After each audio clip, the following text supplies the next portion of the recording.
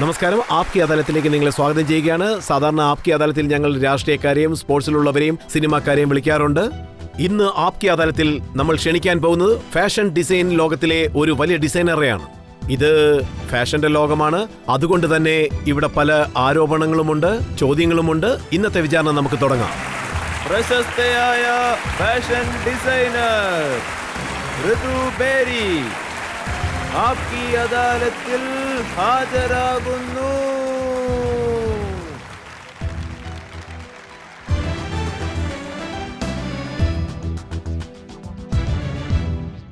ഇന്നത്തെ ആപ്കി അദാലത്തിൽ നമ്മുടെ ചോദ്യങ്ങളും കുറ്റാരോപണവും ഒക്കെ തുടങ്ങുന്നതിന് മുൻപ് നമുക്ക് ഇന്നത്തെ നമ്മുടെ ജഡ്ജിയായ കല്യാൺ കൗറിന്റെ അനുവാദം നമുക്ക് ചോദിക്കാം. ഇന്നത്തെ വിചാരണ തുടങ്ങാവുന്നതാണ്. ഇന്നത്തെ വിചാരണ നമുക്ക് തുടങ്ങാം. ഋതു ബേരിക്കെതിരായിട്ടുള്ള ആപ്കി അദാലത്തിലെ ആദ്യത്തെ കുറ്റാരോപണം. ആപ്കി അദാലത്തിൽ ഫാഷൻ ഡിസൈനറായ ഋതു ബേരിക്കെതിരായ കുറ്റാരോപണം ഇവർ സ്വന്തം ഇഷ്ടപ്രകാരം നടക്കുന്നു എന്നുള്ളതാണ്. ഋതു ബേരി മാഡം, ഇത് സത്യമാണോ? താങ്കൾ വളർന്നു വന്ന സാഹചര്യം, താങ്കളുടെ കുടുംബം വളരെ നിയന്ത്രണത്തോടുകൂടി ജീവിക്കുന്ന ഒരു കുടുംബമായിരുന്നു. പട്ടാള ചിട്ടയോടുകൂടിയുള്ള ഒരു കുടുംബമാണെന്ന് കേട്ടു. അതെ, ഇപ്പൊ അതുപോലെ തന്നെയാണ്. പക്ഷേ അങ്ങനെ ഒരു ഫാമിലിയിൽ നിന്നും അതിന്റെ നിയന്ത്രണത്തിൽ നിന്ന് പുറത്തു വന്ന് ഇങ്ങനെയുള്ള കാര്യങ്ങളൊക്കെ ചെയ്ത് ഋതു ആണെന്ന് താങ്കൾക്ക് എങ്ങനെ അറിയാം? ഇത് സത്യമാണോ അല്ലയോ? അങ്ങനെ വിചാരിക്കാം. പക്ഷേ താങ്കളുടെ പേരൻസ് താങ്കളെ ഡോക്ടറാക്കാനാണ് ആഗ്രഹിച്ചിരുന്നെന്ന് കേട്ടു. ഇതിൽ കുറച്ച് ഡിഫറൻ്റ് ഉണ്ട്.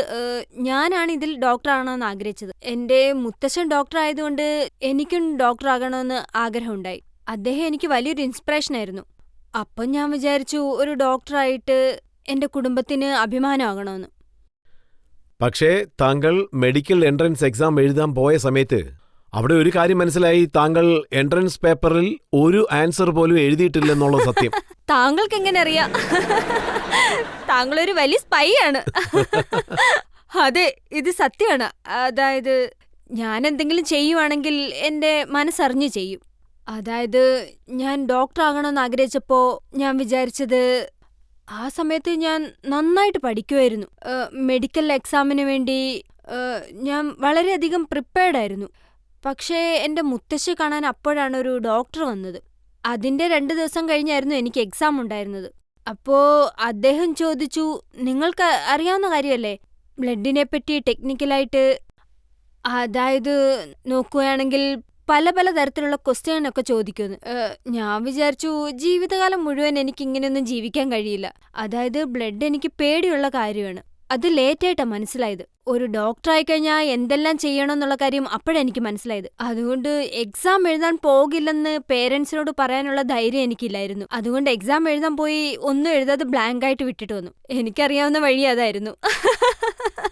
താങ്കൾ അപ്പോഴേ തീരുമാനിച്ചോ ജനങ്ങളുടെ ശരീരം കട്ട് ചെയ്യുന്നതിനേക്കാൾ നരമ്പുകൾ കട്ട് ചെയ്യുന്നതിനേക്കാൾ തുണികൾ കട്ട് ചെയ്യുന്നതാണ് നല്ലതെന്ന്? അതെ.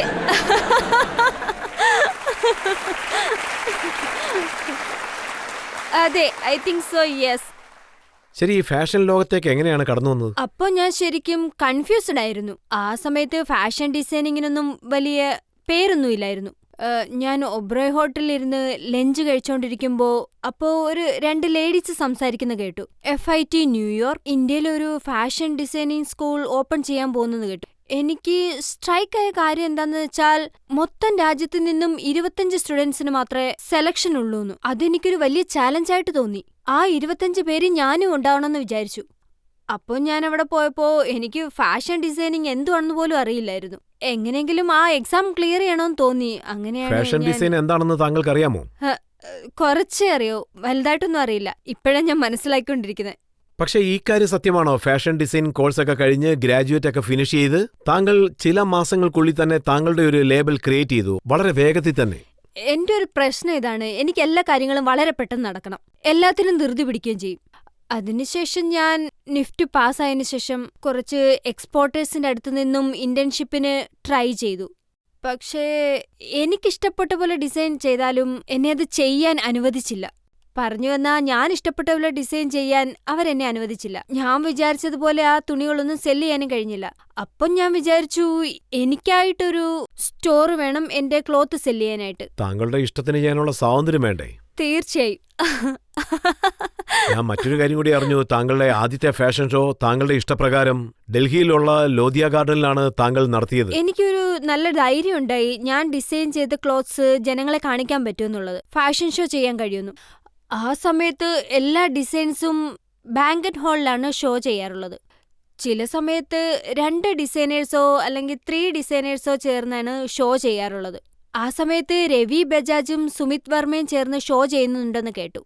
അപ്പോ എല്ലാം ജോയിന്റ് ഷോ ആയിരുന്നു. അപ്പൊ ഞാൻ വിചാരിച്ചു എനിക്ക് തനിയൊരു ഷോ ചെയ്യണമെന്ന്. ബാങ്കറ്റ് ഹാളിൽ നിന്നും പുറത്ത് വരണമെന്ന് വിചാരിച്ചു.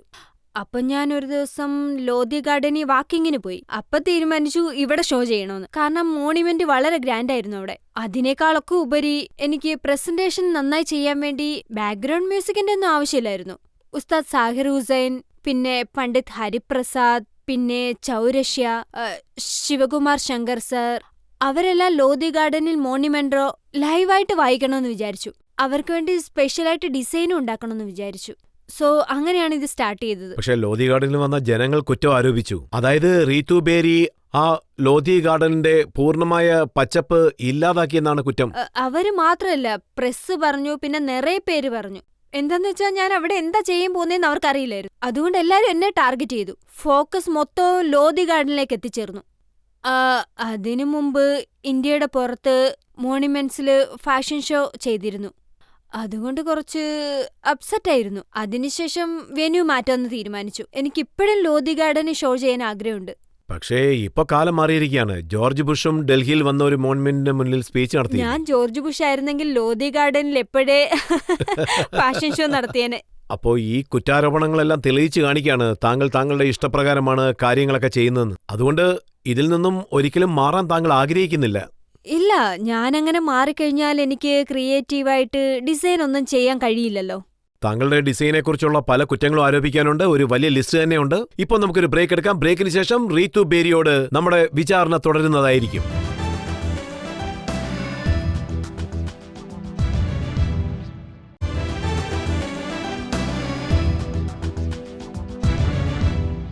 ആപ്കി അദാലത്തിൽ ഇന്ന് നമ്മുടെ ചോദ്യശരങ്ങൾക്ക് നടുവിൽ നിൽക്കുന്നത് ഫാഷൻ ഡിസൈനറായ റീതു ബേരിയാണ്. ആപ്കി അദാലത്തിലെ അടുത്ത കുറ്റാരോപണം എന്താണെന്ന് നോക്കാം. ആപ്കി അദാലത്തിൽ ഫാഷൻ ഡിസൈനർ റീതു ബേരിക്കെതിരായ കുറ്റാരോപണം. ഇവർ പബ്ലിസിറ്റിക്ക് കൂടുതൽ ശ്രദ്ധ കൊടുക്കുന്നു എന്നുള്ളതാണ്. റീതു ബേരി, ഈ കാര്യം സത്യമാണോ? ഇന്ത്യയിലുള്ള ഏതൊരു ഫാഷൻ ഡിസൈനർ ആണെങ്കിലും ശരി, ലോകത്തിലെ വേൾഡ് ക്യാപിറ്റൽ സിറ്റിയിൽ നിങ്ങൾ ചെയ്തതുപോലുള്ള ഷോസ് ഒന്നും ചെയ്തിട്ടില്ല. എനിക്കറിയില്ല. എന്താന്ന് വെച്ചാ ഞാൻ മറ്റ് ഡിസൈനേഴ്സ് ഒക്കെ എന്താ ചെയ്യുന്നതെന്ന്, എത്ര ഷോ ചെയ്യുന്നുണ്ടെന്നുള്ള കണക്കൊന്നും വെക്കാറില്ല. പക്ഷേ നിറയെ ഷോകളും ചെയ്തിട്ടുണ്ട്, എക്സ്പീരിയൻസും കിട്ടിയിട്ടുണ്ട്. പക്ഷെ ഞാൻ നിങ്ങളുടെ ഫുൾ റെക്കോർഡ് വെച്ചിട്ടുണ്ട്. I know that. എനിക്ക് ഈ റെക്കോർഡ്സ് എല്ലാം ആവശ്യമുണ്ട്. അതുകൊണ്ട് ഞാൻ എന്റെ ആർക്കോഡ്സിൽ വെക്കും. അതുപോലെ തന്നെ നിങ്ങൾ ഷോ ചെയ്ത് നേടിയെടുത്ത പബ്ലിസിറ്റി പോലെ വേറൊരു ഡിസൈനറും ചെയ്തിട്ടേയില്ല. എന്റെ ഈ വർക്ക് ജനങ്ങളുടെ അടുത്ത് കൊണ്ടെത്തിച്ചതിന് ഞാൻ പ്രസ്സിനോട് നന്ദി പറയുന്നു. ചില ആൾക്കാർ നല്ലതെന്ന് പറഞ്ഞു, ചില ആൾക്കാർ അതിനെപ്പറ്റി കുറ്റവും പറഞ്ഞു. അതായത് നമ്മളൊരു പ്ലാറ്റ്ഫോമിൽ നിൽക്കുമ്പോൾ ലോകത്തിന് അറിയുന്നത് പോലെ ഉണ്ടെങ്കിൽ ചില ആൾക്കാർ ഇഷ്ടപ്പെടും, ചില ആൾക്കാർക്ക് അത് ഇഷ്ടപ്പെടില്ല. പക്ഷേ ഞാൻ പ്രസ്സിന്റെ കൈ പിടിച്ച് എന്നെപ്പറ്റി എഴുതണമെന്നൊന്നും പറഞ്ഞില്ല. അവര് വിശ്വസിച്ച കാര്യങ്ങൾ അവരെഴുതുന്നു. ഞാനും അതുപോലെ അവർക്ക് എഴുതാൻ പറ്റുന്ന രീതിയിലുള്ള ജോലികളാ ചെയ്തത്. ഒരു ഡിസൈനറിന് പബ്ലിസിറ്റി വളരെ മുഖ്യമാണ്. അത് ആരായിരുന്നാലും ശരി. നമ്മൾ എന്തെങ്കിലും ഒരു കാര്യം ചെയ്ത് അത് ജനങ്ങളിലേക്ക് എത്തിയില്ലെങ്കിൽ അതില് എന്താ ഒരു അർത്ഥമുള്ളത്? പ്രസ് അതിനെപ്പറ്റി എഴുതിയില്ലെങ്കിൽ ജനങ്ങൾ എങ്ങനെ അത് മനസ്സിലാക്കും? പറ. പക്ഷേ താങ്കളുടെ റൈവൽ ഫാഷൻ ഡിസൈനേഴ്സ് ചിലർ പറയുന്നത് ഞങ്ങൾക്ക് പബ്ലിസിറ്റി ഒന്നും കിട്ടുന്നില്ല. റീതു ബേരിയെക്കുറിച്ച് എന്തുകൊണ്ടാണ് പേപ്പറിൽ വരുന്നതെന്ന് വെച്ചാൽ അവർ കാണാൻ സൗന്ദര്യം ഉള്ളതുകൊണ്ടാണ് അങ്ങനെ വരുന്നതെന്നാണ് പറയുന്നത്.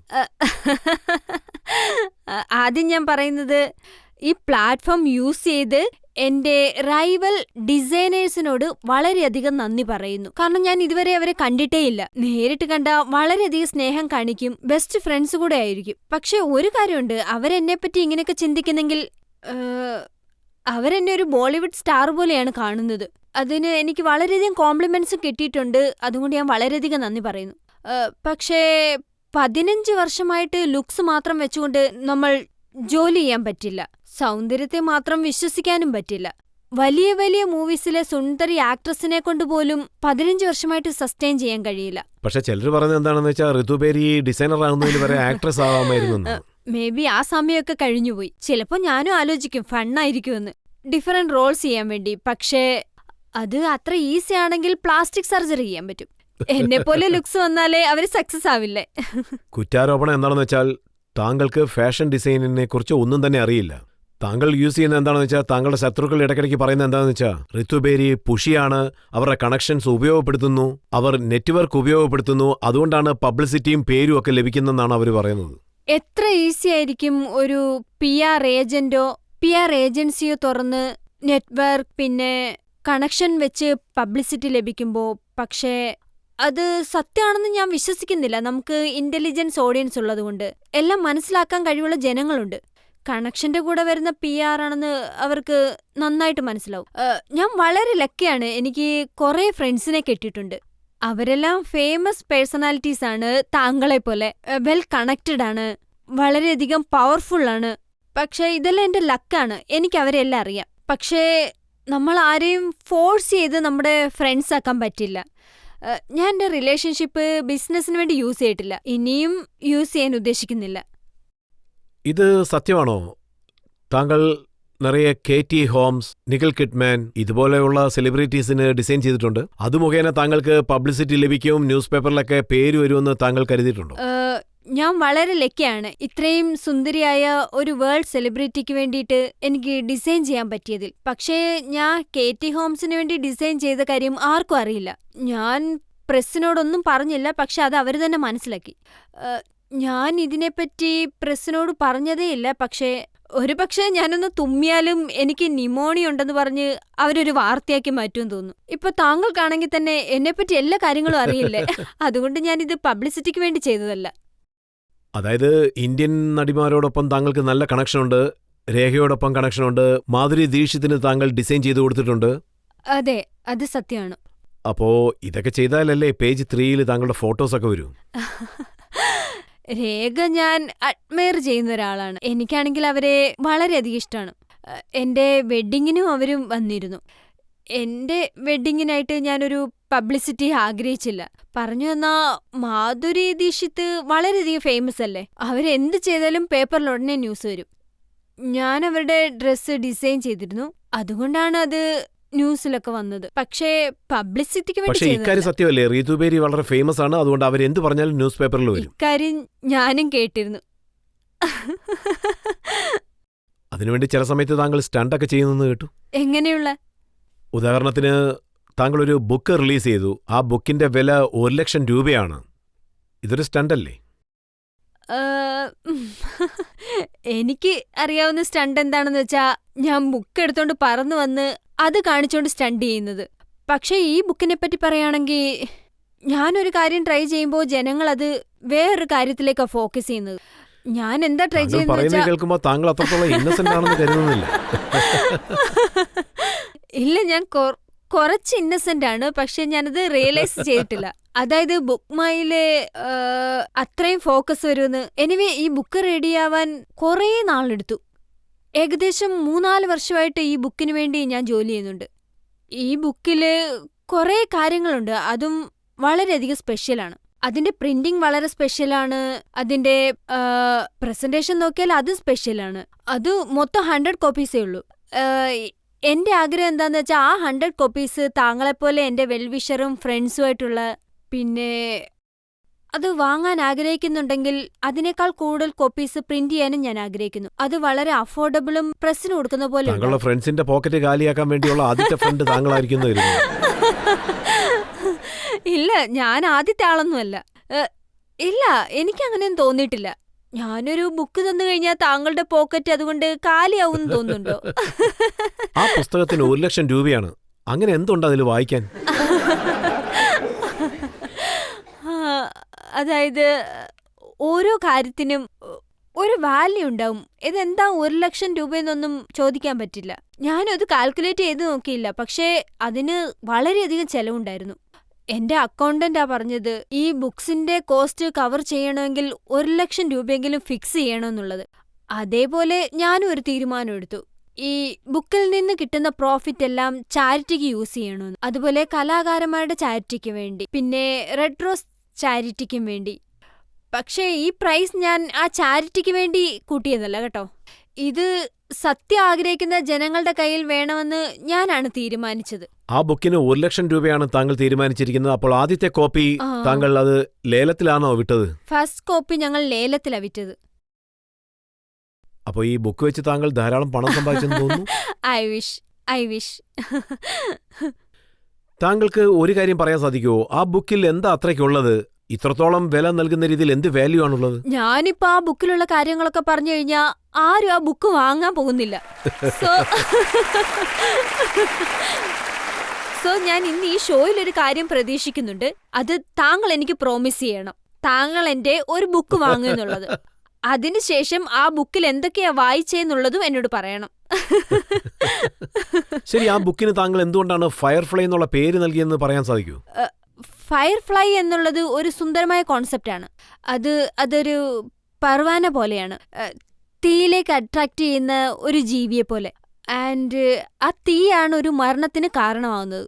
അതാണ് ഞാൻ എന്റെ ജീവിതത്തോട് കമ്പയർ ചെയ്യുന്നത്. ഞാൻ ചാലഞ്ചിനാണ് ഏറ്റവും കൂടുതൽ അട്രാക്റ്റ് ആവുന്നത്. പറ്റില്ലെന്നും എന്തെങ്കിലും കഷ്ടമാണെന്നും വിചാരിച്ചാൽ അത് ഞാൻ ചെയ്യണമെന്ന് ആഗ്രഹിക്കും. മറ്റൊന്നിനെപ്പറ്റി ആലോചിച്ച് വിഷമിക്കാറില്ല. എന്റെ മൊത്തം ഫോക്കസും ആ ചാലഞ്ചിൽ വിജയിക്കുന്നതിനെ പറ്റിയായിരിക്കും. അങ്ങനെയാണെങ്കിൽ ഇത് ഒരു തീയും ആകർഷണവും തമ്മിലുള്ള കഥയാണോ? അങ്ങനെയും വിചാരിക്കാം. അതെ. അപ്പോ ചാലഞ്ചേഴ്സ് സമയമാണ്, താങ്കൾ ആകർഷിക്കപ്പെടുന്നത് പർവാന. അതായത് ആ പുസ്തകത്തിൽ എഴുതിയിരിക്കുന്നത് പോലെ ഞാൻ ചെയ്തും കാണിക്കും. താങ്കളുടെ ബുക്ക് ലോഞ്ച് ചെയ്യാൻ വേണ്ടി താങ്കൾ അക്ഷയ് കുമാറിനെയാണ് ക്ഷണിച്ചത്. അതെ. ജീവിതത്തിൽ ഒരു പുസ്തകം പോലും വായിക്കാത്ത ആളിനെ തെരഞ്ഞെടുത്തിരിക്കുകയാണ്.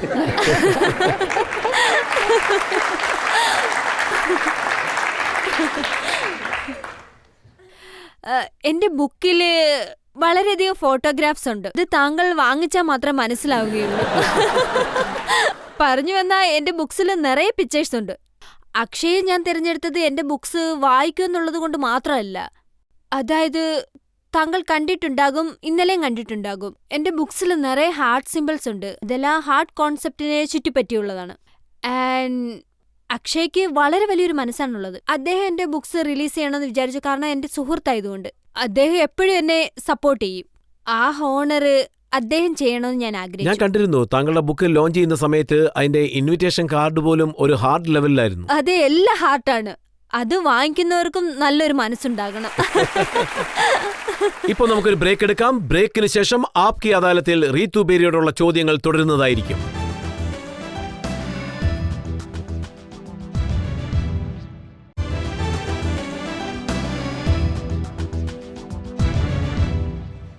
ആപ്കി അദാലത്തിൽ ഇന്ന് നമ്മൾ ചോദ്യങ്ങൾ ചോദിച്ചുകൊണ്ടിരിക്കുന്നത് പ്രസിദ്ധ ഫാഷൻ ഡിസൈനറായ റീതു ബേരിയോടാണ്. ആപ്കി അദാലത്തിലെ അടുത്ത കുറ്റാരോപണം എന്താണെന്ന് നോക്കാം. ആപ്കി അദാലത്തിൽ ഫാഷൻ ഡിസൈനർ റീതു ബേരിക്കെതിരായ കുറ്റാരോപണം ഇവർ എല്ലാവരുടെ അടുത്തും വഴക്കുണ്ടാക്കുന്നു എന്നുള്ളതാണ്. ഇപ്പൊ ഞാൻ താങ്കൾ വന്നപ്പോ തൊട്ട് ശ്രദ്ധിക്കുകയാണ്, താങ്കൾ ഇവിടെ വന്നും വഴക്കുണ്ടാക്കിക്കൊണ്ടിരിക്കുകയാണ്. ഒരുപക്ഷെ ഞാനിവിടെ സ്ട്രോങ് ആയിട്ട് സംസാരിച്ചില്ലെങ്കിൽ എന്നെ നിങ്ങളെല്ലാവരും പറഞ്ഞയക്കില്ലേ? സത്യം എന്താണെന്ന് വെച്ചാൽ ഇവിടെയുള്ള എല്ലാ ഫാഷൻ ഡിസൈനേഴ്സും താങ്കൾക്കെതിരായിട്ടുള്ള വ്യക്തികളാണ്. റീതു ബേരി ഒരു സൈഡിലും മറ്റുള്ളവർ മറ്റൊരു സൈഡിലുമാണുള്ളത്. ഇല്ല, ഞാനത് വിശ്വസിക്കുന്നില്ല. കാരണം എല്ലാരും എന്റെ ഫ്രണ്ട്സ് ആണ്. എല്ലാരും എന്നെ കാണാൻ വരുന്നുണ്ട്. എല്ലാരും എന്നെ അവരുടെ ഇവന്റ്സിന് വിളിക്കുന്നുണ്ട്. എന്നെ എപ്പോ കാണാൻ വന്നാലും വളരെ സന്തോഷത്തോടാണ് സംസാരിക്കുന്നത്. ഹഗ് ചെയ്യും, കിസ് ചെയ്യും. അത് സത്യമൊന്നും ഞാൻ വിശ്വസിക്കുന്നില്ല. പക്ഷെ താങ്കളുടെ പിന്നിൽ നിന്ന് അവരെല്ലാവരും പറയുന്നത് ഇവർക്ക് ഒരു ടാലന്റും ഇല്ല, എങ്ങനെയാണ് സക്സസ് ആയതെന്നാണ്. അവര് പറഞ്ഞത് കറക്റ്റ് ആയിരിക്കാം. May be. ഞാനെന്ത് പറയാനാ, അത് അവരുടെ അഭിപ്രായമല്ലേ. താങ്കൾ അവരോടാണ് ചോദിക്കേണ്ടത്. ഒബ്വിയസ്ലി അവരെല്ലാം വളരെയധികം ടാലന്റഡ് ആണ്. അവരുടെ ആ ടാലന്റ് അനുസരിച്ച് എനിക്ക് ഈക്വൽ ആകാൻ പറ്റില്ല. മറ്റൊരു കുറ്റാരോപണം എന്താണെന്ന് വെച്ചാൽ റീതു ബേരിക്ക് പ്രത്യേകിച്ച് ഒരു സ്റ്റൈലും ഇല്ല.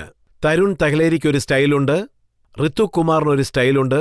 പക്ഷേ ഋതു ബേരി ഡിസൈൻ ചെയ്ത വസ്ത്രം ധരിച്ച് ആരും പോകുന്നത് ഞങ്ങൾ ഇതുവരെ കണ്ടിട്ടില്ലെന്നാണ് പറയുന്നത്. ഇല്ല, അവര് പറയുന്നത് ശരിയാണ്. അതായത് അവരുടെ സ്റ്റൈല് വെച്ച് വളരെ സ്ട്രോങ് ആയിട്ടും സുന്ദരമായിട്ടും ഉണ്ടാവും. അതുകൊണ്ട് എന്റെ സ്റ്റൈൽ ആരും അറിയാതെ പോയിട്ടുണ്ട്. ആരും ശ്രദ്ധിക്കാറ് പോലും ഇല്ല.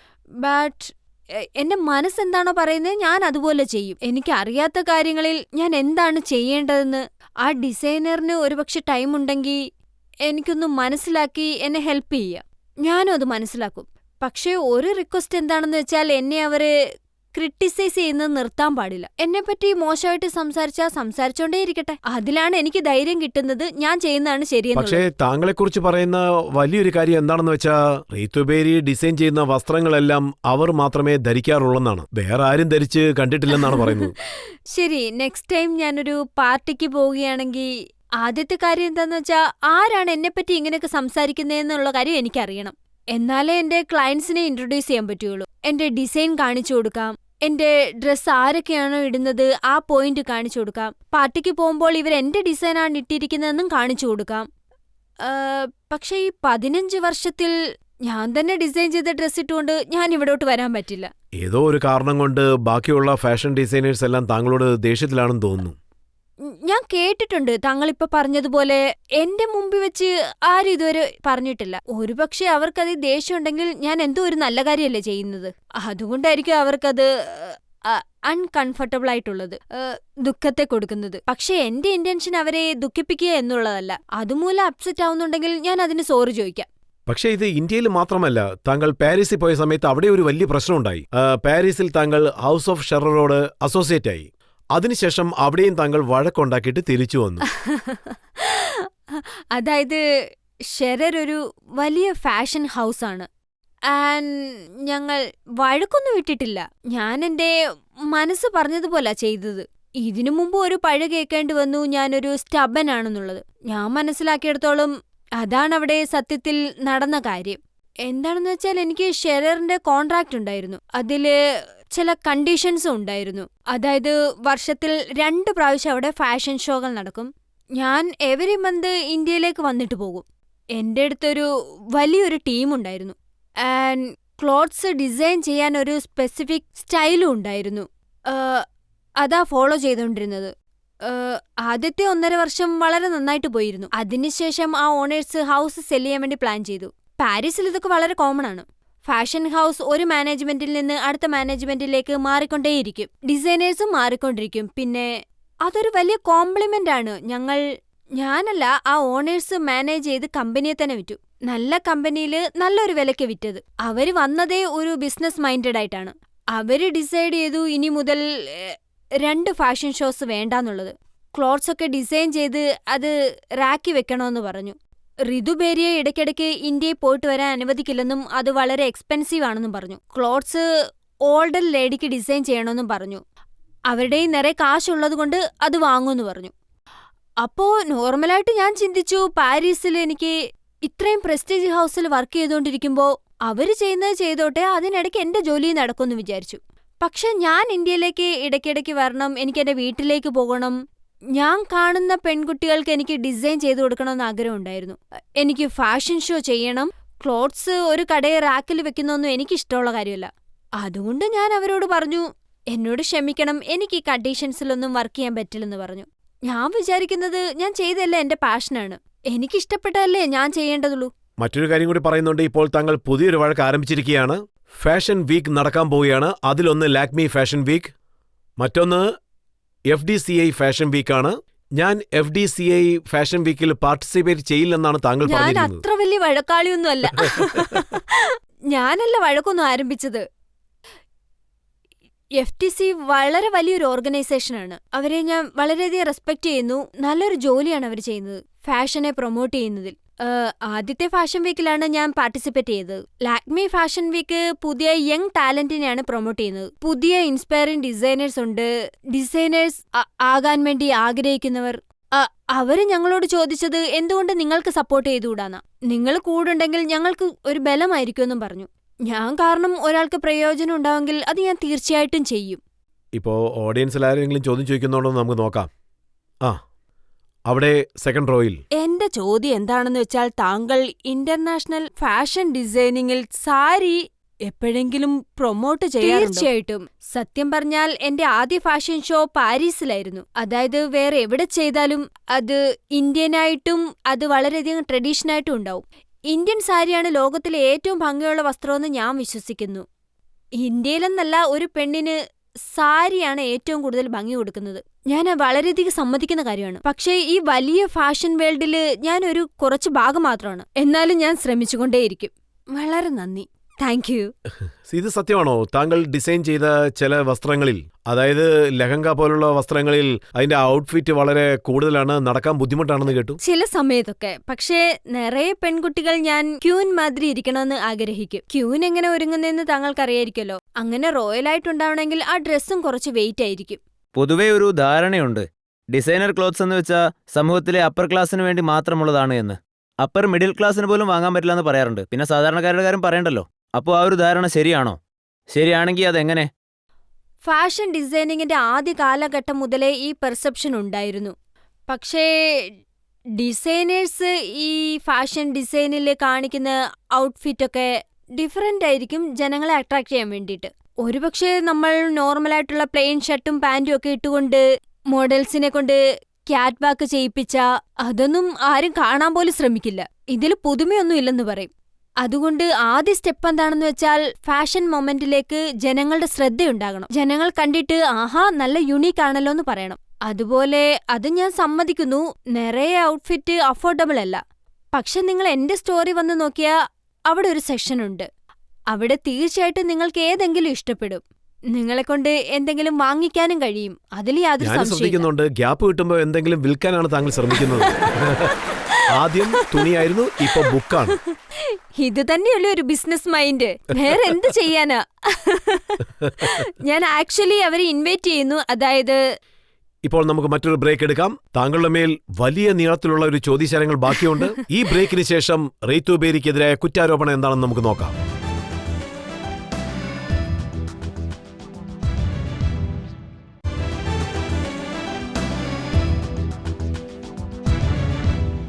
ആപ്കി അദാലത്തിൽ നമ്മുടെ ചോദ്യശരങ്ങൾക്ക് നടുവിലുള്ളത് പ്രസിദ്ധ ഫാഷൻ ഡിസൈനറായ റീതു ബേരിയാണ്. ആപ്കി അദാലത്തിലെ അടുത്ത കുറ്റാരോപണം.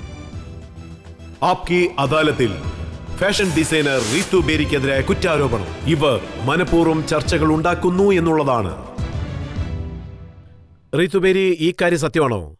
താങ്കൾ ഡിസൈൻ ചെയ്ത വസ്ത്രങ്ങളെക്കുറിച്ച് എല്ലാവരും അറിയാൻ കാരണം താങ്കൾ ഉണ്ടാക്കിയെടുത്ത ചർച്ചകളാണെന്ന് പറയുന്നു. അതിൽ സത്യമുണ്ടോ? കോൺട്രവേഴ്സി ക്രിയേറ്റ് ചെയ്യുന്നത് ജനങ്ങളല്ലേ. എന്നെപ്പറ്റി എന്തിനാ അങ്ങനെയൊക്കെ വാർത്തയുണ്ടാക്കുന്നതെന്ന് ജനങ്ങളോട് ചോദിക്കണം.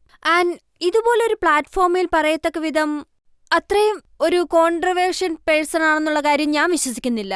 ചെറിയ പ്ലാറ്റ്ഫോം അതെല്ലാം വിശ്വസിക്കുന്നു, വീണ്ടും വീണ്ടും അത് തന്നെ സംസാരിക്കുന്നു. പക്ഷേ ന്യൂസ് പേപ്പർ എടുക്കുകയാണെങ്കിൽ ഫാഷൻ ഡിസൈനേഴ്സിൽ നിങ്ങളെപ്പറ്റിയാണ് കൂടുതലും വിമർശനങ്ങൾ വന്നുകൊണ്ടേയിരിക്കുന്നത്. നിങ്ങൾ ഏത് ഫാഷൻ ഡിസൈനാണ് പോകുന്നത്, ഏതിനാണ് പോകാതിരിക്കുന്നത്, എപ്പോഴാണ് പാരീസിലേക്ക് പോകുന്നത്, എപ്പോൾ പോകാതിരിക്കുന്നു? എനിക്കിഷ്ടപ്പെട്ട കാര്യം ഞാൻ ചെയ്യുന്നു.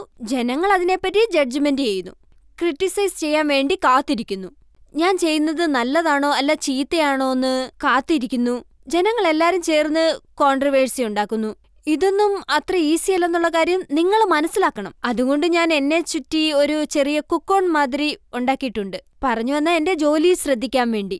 പക്ഷെ ഇതെല്ലാം കാണുന്നവരുടെ കണ്ണിലാണുള്ളത്. പക്ഷെ താങ്കളുടെ ഫാദറിന്റെ ഹോളിഡേക്ക് പോയാലും അതിനെക്കുറിച്ച് പോലും ന്യൂസ് പേപ്പറിൽ എന്തെങ്കിലുമൊക്കെ എഴുതാറുണ്ട്. കണ്ടില്ലേ, ഇതാണ് ഞാൻ പറഞ്ഞത്, ഒരു റീസണും ഇല്ലാതെ കോൺട്രവേഴ്സി ഉണ്ടാക്കുന്നെന്നുള്ളത്. ഞാൻ എന്റെ അച്ഛന്റെ കൂടെ ഇരുന്നാലും ഒരു പ്രായമുള്ള ഒരാളുടെ കൂടെ ഹോളിഡേയ്സിന് പോയെന്ന് ജനങ്ങൾ സംസാരിക്കും. അതിൽ നിന്ന് തന്നെ മനസ്സിലാക്കാവല്ലോ കോൺട്രവേഴ്സി എങ്ങനെ ഉണ്ടാവുന്നെന്ന്. ഇതുവരെ ഞാൻ ഒരു ഫാഷൻ ഡിസൈനറും റീതു അടിപൊളിയാണെന്ന് പറഞ്ഞു കേട്ടിട്ടേയില്ല.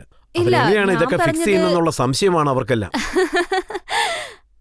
വെൽ, ഞാൻ വിചാരിക്കുന്നത്, ഞാൻ എന്റെ പ്രിട്ടൻറ്റിൽ ജീവിക്കുന്നത് എന്റെ ഡിസൈനേഴ്സിനോട് അപ്രിസിയേഷൻ ചോദിക്കാറേ ഇല്ല. അവര് വളരെ നന്നായിട്ട് ചെയ്യുന്നു, ഇഷ്ടപ്പെട്ട രീതി ചെയ്യുന്നു. ആൻഡ് അവര് ചോദിച്ചാൽ അവർക്ക് ഞാൻ ഹെൽപ്പ് ചെയ്യും.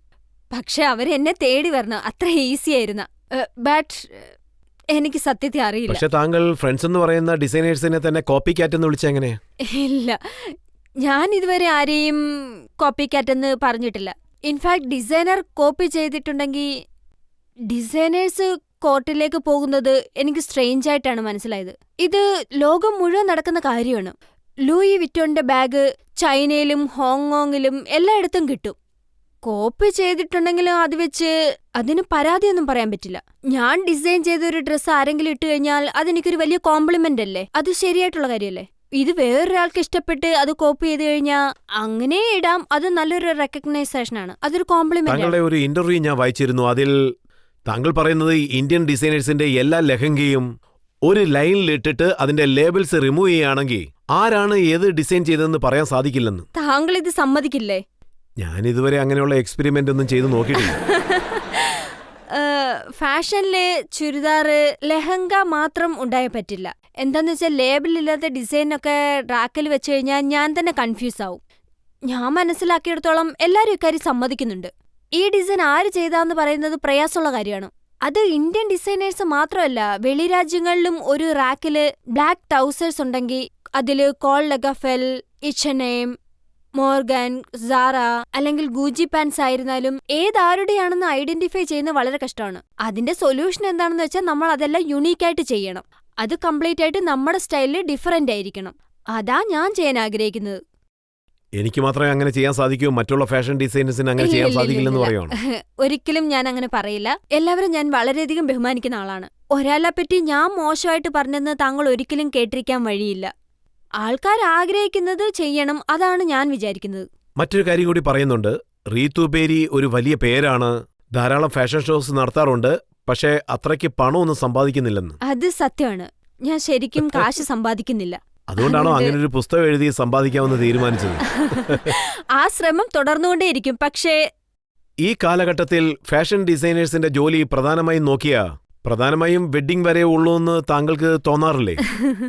നമ്മുടെ ജനങ്ങളൊക്കെ കല്യാണത്തിന്റെ അന്നാണ് ഡിസൈനേഴ്സിനെ അന്വേഷിച്ചു പോകുന്നത്. ഇല്ലേ, അതായത് വെഡ്ഡിംഗ് എന്ന് പറയുന്നത് ഒരു സന്തോഷമായിട്ടുള്ള മൊമെന്റ് ആണ്. അതായത് ബ്രൈഡ് സുന്ദരിയായിരിക്കണം, മനോഹരമായ ഡ്രസ്സ് ഇടണമെന്ന് ആഗ്രഹിക്കുന്നു. പക്ഷേ ദീപാവലി പോലുള്ള ഫെസ്റ്റിവൽസിന് പോലും ജനങ്ങൾ ഫാഷൻ ഡിസൈൻസിനെ തേടി ചെല്ലുന്നു. ആൻഡ് ടച്ച്വുഡ്, ജനങ്ങൾ മറ്റുള്ള കാര്യങ്ങൾക്കും എന്നെ തേടി വരുന്നു വേറെ സമയങ്ങളിൽ. പക്ഷേ കൂടുതലും ഡിസൈനേഴ്സിന്റെ ജോലി നോക്കുകയാണെങ്കിൽ അത് മോസ്റ്റ്ലി വെഡ്ഡിംഗ് വരെയുള്ള ഒരു ലിമിറ്റിൽ അവസാനിക്കും. താങ്കൾക്ക് വേണമെങ്കിൽ എനിക്കെതിരെ കുറ്റാരോപണം നടത്താം. അതായത് ഞാൻ പറഞ്ഞു വന്ന മറ്റുള്ള ഡിസൈനേഴ്സിനെ നോക്കാറേയില്ല, അവരെന്താണ് ചെയ്യുന്നതെന്നും ചിന്തിക്കാറേയില്ല. അതുകൊണ്ട് അവരുടെ ചോദ്യങ്ങൾക്കൊന്നും ഉത്തരവും ഇല്ല. പക്ഷെ താങ്കൾ എന്താണ് ചെയ്യുന്നതെന്ന് അവർക്ക് എല്ലാവർക്കും അറിയാം. അത് വളരെ ബഹുമാനമുള്ളൊരു കാര്യമാണ്. ഇനിയും വരാൻ പോകുന്ന നാളുകളിൽ റീതു ബേരിയെ ജനങ്ങൾ ഏത് രൂപത്തിലാണ് കാണുന്നത്? ഇതേ രൂപത്തിലായിരിക്കും. ഞാൻ പ്ലാസ്റ്റിക് സർജറി ഒന്നും ചെയ്യാൻ പോകുന്നില്ല. ഞാൻ ഇങ്ങനെ ഇരിക്കുന്നതിന് എനിക്ക് വളരെ ഇഷ്ടമാണ്. എന്റെ ലുക്കും എനിക്കിഷ്ടമാണ്. ഞാൻ കാശ് സമ്പാദിക്കുന്നില്ലെങ്കിലും എന്റെ ജോലി ഞാൻ വളരെയധികം ഹാപ്പിയാണ്. അതാണ് എന്റെ പാഷൻ. റിതു, താങ്കൾക്കെതിരായ ജനങ്ങളുടെ പല ചോദ്യങ്ങളും ഞങ്ങൾ ചോദിച്ചു, പല കുറ്റങ്ങളും ആരോപിച്ചു. ഇപ്പോൾ നമുക്കൊരു ബ്രേക്ക് ആവശ്യമാണ്. ബ്രേക്കിന് ശേഷം ഇന്നത്തെ ജഡ്ജിയായ കല്യാൺ കാറിന്റെ ജഡ്ജ്മെന്റ് എന്താണെന്ന് നോക്കാം.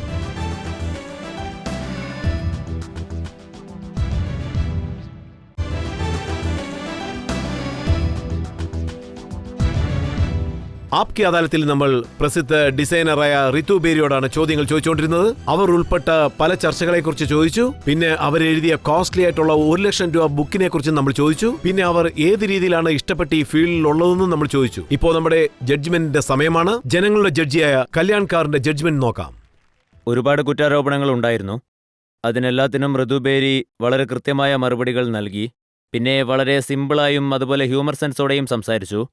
തന്റെ പൊസിഷനെപ്പറ്റിയും വിശദീകരിച്ചു, നമുക്ക് മനസ്സിലാക്കി തന്നു. ഈ നീതിപീഠം റിതു ബേരിയെ പൂർണ്ണമായും കുറ്റവിമുക്തയാക്കുന്നു. Thank you so much. ആപ്കി അദാലത്തിൽ ഇന്ന് ജനങ്ങൾ അനുവാദം നൽകിയിരിക്കുകയാണ്. റിതു ബേരി അവരുടെ ഇഷ്ടപ്രകാരം നടക്കാം, പബ്ലിസിറ്റി ചെയ്യാം, അവരുടെ ലോകത്ത് വലിയ ലെവലിൽ എത്തണം. നമ്മുടെ വിചാരണ ഇതോടെ അവസാനിക്കുകയാണ്. അടുത്ത എപ്പിസോഡിൽ പുതിയൊരു അതിഥിയോടൊപ്പം നമുക്ക് വീണ്ടും കാണാം. നന്ദി, നമസ്കാരം.